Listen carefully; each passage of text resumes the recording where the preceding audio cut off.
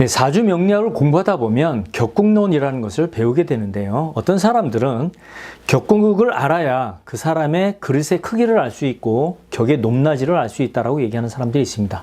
반면에 어떤 사람들은 격국론만으로 그것을 판단하기는 어렵기 때문에 격국론은 버려야 된다라고 얘기하는 사람들이 있는데요. 그래서 오늘 격국론에 대해서 알아보도록 하겠습니다. 격국론의 종류를 대략으로 나누게 되면 이렇게 됩니다. 정격이 있고 별격으로 이렇게 두 가지로 일단은 나눌 수가 있습니다.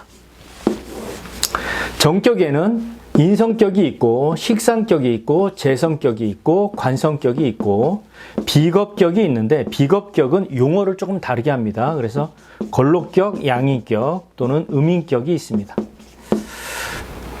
자평진전에서는 이걸 또 이렇게 구분을 해서 인식재관은 내격이라고 표현을 하고 비겁격은 외격이라고도 표현을 하는데 용어는 어찌됐든 간에 이것은 전부 십성을 가지고 얘기를 합니다. 그렇다 보니까 이 정격에 관한 것을 다른 말로 십정격이라고도 표현을 합니다. 그리고 별격에는 두 가지가 있는데요. 종격이 있고 확격이 있습니다. 그리고 이 별격은 조금 경우의 수가 적기 때문에 주로 사람의 격을 나눌 때 십정격으로 거의 다 대부분을 나누게 되는데요. 그렇다 보니까 사람의 격의 높이, 그릇의 크기를 어떻게 이 10가지만으로 다 구분할 수 있느냐. 그래서 첫 번째 비평의 대상이 되기도 합니다. 어쨌든 간에 격의 종류를, 격을 어떻게 만드느냐를 보게 되면 격을 만드는 방법은 여기가 일간이 있고 여기가 월지가 있으면 격은 무조건 월지를 가지고 격을 정하게 됩니다. 그래서 월지를 가지고 격을 정하게 되는데 십성을 가지고 정하는데 이 십성을 다시 두 가지로 분류를 합니다. 십성에는 길성이 있고 흉성이 있습니다. 그래서 자기한테 길한 것이 있고 흉한 것이 있는 거예요. 그래서 길성은 어떤 것이 있냐면 재관인식이 있습니다. 그리고 흉성은 살상겁인이 있어요. 여기에 인은 정인의 인성의 인이 아니라 칼날인자, 그래서 양인의 인성을 얘기합니다. 그래서 길성은 본인한테 좋은 것, 길한 것이 되기 때문에 이런 것이 월지에 있다면 이것은 순용한다고 얘기를 합니다. 순용은 어떤 것이냐면 상생해주는 거예요. 상생하는 것이 천간에 상생하는 것이 있다면 이것을 상신이라고 얘기를 하는데 이 상신이 있으면 격이 성격됩니다. 그래서 격이 높게 되고 이 상신이 없으면 격이 파격이 됩니다. 그래서 격이 낮게 되는 거예요. 그리고 흉성이라고 하는 것은 나쁜 거기 때문에 자기한테 이것은 역용한다고 얘기를 합니다. 역용은 어떤 거냐면 극을해서 제압하는 것을 얘기하고요.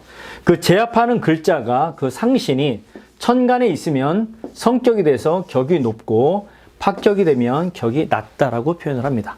그래서 이것으로 격의 높낮이 또는 그릇의 크고 작고를 구분하게 되는데 벌써 여기서 비평의 대상이 되는 겁니다. 어떤 거가 비평의 대상이 되냐면 우선 길성과 흉성으로 고정시켜 놨다는 것도 문제가 있습니다. 두 번째 문제가 되고요. 어떤 거냐면 예를 들면 간목에게 식신은 병화가 됩니다. 그리고 상관은 정화가 되죠. 그래서 식신은 길성이기 때문에 좋은 것이 맞습니다. 반면에 을목한테 식신은 정화가 되고 상관은 병화가 됩니다. 그런데 을목에게도 그러면 이 식신이 정화가 좋게 작용을 하느냐? 그것은 아니라는 겁니다. 이것은 십간론에서 이것을 구분하게 되는데요.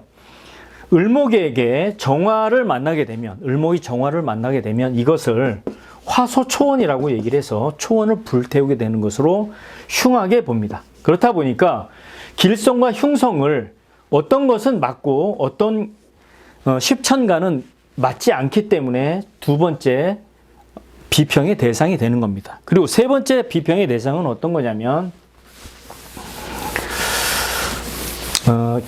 가지수의 문제입니다. 경우의 수가 예를 들어서 편제격이다. 월지가 편제격인 경우에 편제격이면 간목에게 편제격은 진월이 될 수가 있습니다. 그리고 간목에게 수월 역시도 편제격이 됩니다. 그리고 을목에게 미월도 편제격이 되고 을목에게 축월도 편제격이 되죠. 그러니까 진월의 간목과 미월의 을목 이것은 다 똑같은 편제격이지만 특징이 다 다르다는 얘기가 됩니다. 또 병화에게 신월도 편제격이 됩니다. 즉 이 가지수가 12가지가 됩니다. 이 12가지를 하나로 뭉뚱그려서 편제로 이렇게 묶어버리게 되면 사주의 정밀성이 떨어지게 되죠. 이거 가지고 사주를 판단하고 그 사람의 그릇의 높낮이를 판단하고 크기를 판단한다고 하는 것은 역부족에 해당이 됩니다. 역부족이 되는 거죠. 그렇기 때문에 비평의 대상이 되는 겁니다. 그런데 중요한 것은 격국론에 대한 개념의 차이가 있습니다. 격국론을 가지고 그 사람의 그릇의 크기를 비교를 한다거나 그 사람의 격의 높낮이를 비교하는 것이 아니라 이 격국론은 처음에 사주 명리학을 배우는 기초 지식의 뼈대로 삼게 된다면 이것은 굉장히 간단하고 단순하면서 좋은 활용법이 됩니다. 또 한 가지는 배우는 사람이 아닌 통변용, 다른 사람에게, 손님에게 이렇게 통변하기 위한 도구로는 격국론이 굉장히 활용성이 좋다는 겁니다. 다시 얘기해서 이 격국론에 대한 개념을 사주 그릇을 판단한다거나 정밀하게 판단하는 것이 아니라 단순하게 기초 뼈대용이거나 통변용으로 격국론을 개념을 생각한다면 격국론의 그 활용성은 굉장히 좋다라고 판단할 수가 있는 겁니다. 그래서 오늘은 격국론의 개념과 종류에 대해서 한번 알아봤습니다.